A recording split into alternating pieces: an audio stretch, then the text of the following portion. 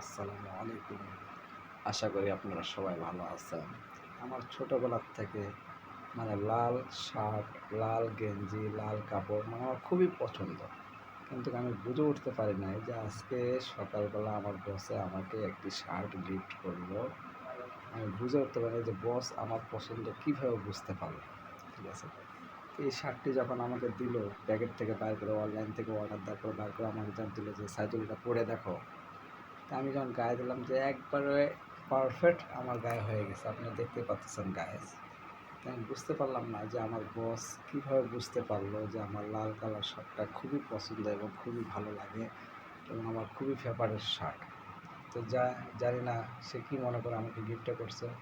আল্লাহ তাকে ভালো রাখুক, সুস্থ রাখুক, সবসময় দোয়া করি সে যেন সবসময় সুস্থ সফলভাবে চলাফেরা করতে পারে। আল্লাহ যেন তার ব্যবসার প্রতি বরকত দান করে দেয়, এটাই দোয়া করি। আসসালামু আলাইকুম। আপনারা সবাই ভালো থাকবেন, লাইক কমেন্ট শেয়ার করবেন।